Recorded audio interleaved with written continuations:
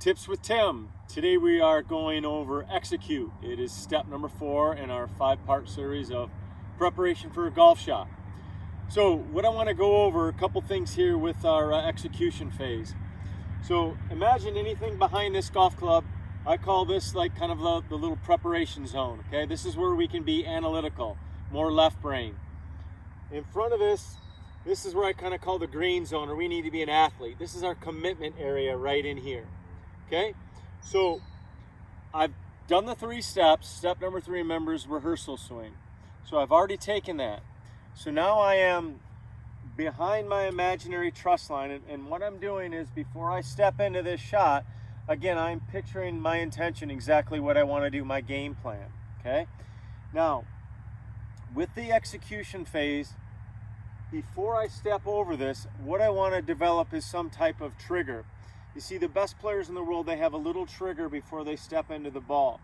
So a little trigger kind of signifies to our brain it's go time.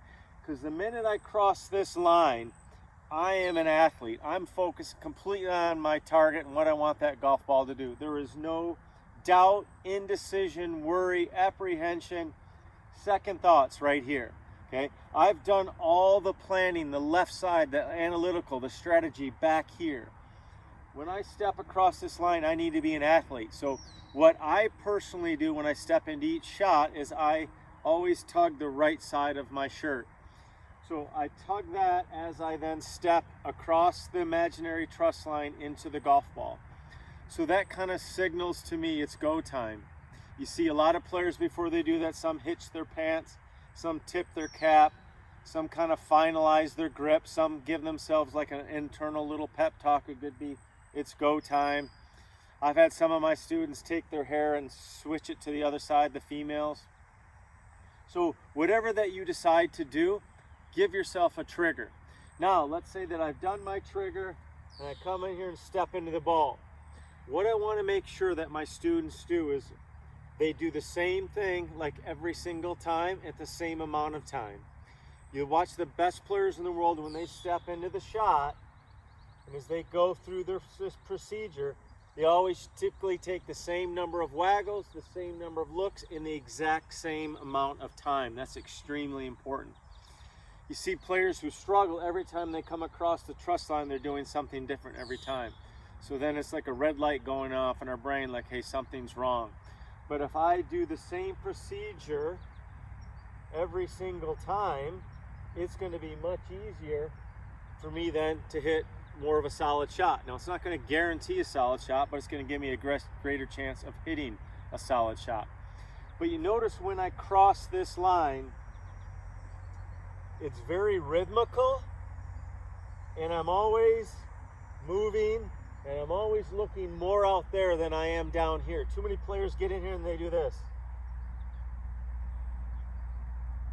I mean, there's no rhythm or flow. We got to have rhythm and flow in our routine, in our execution phase. So keep it moving. So I always go back foot, club. I look at my target. Front foot, back foot. I waggle once, take a look. Waggle twice, take a look. One more waggle. Eyes come back. And then I go ahead and I pull the trigger. So I do that every single time. It's extremely important that we are consistent, we're rhythmical, we're flowing as we do this, because it's going to make it easier for us to make a good golf swing. If we get static over the golf ball, it's hard to make a motion. So if I can at least keep moving, it's much easier for me then to hit a good shot. Okay, so for the execution phase, let's summarize. This is the analytical area back here. So we got our game plan. Okay, so we step back, we picture our intention again. We get a little swing trigger, okay? We step across the truss line. Now we're an athlete. We're in the green zone, the committed zone right here. And we do the same thing every single time at the same amount of time, okay? And I really like to make sure that when my athletes are in here, they're constantly moving. Either a little waggle with the hands, a little shuffling in the feet, a little look at the target. Then once their eyes come back, they go. That's extremely important, because we got to stay in flow. We have to stay in rhythm. So step 4 is execute. And I know if you follow these steps it's going to be much easier for you to hit a great golf shot.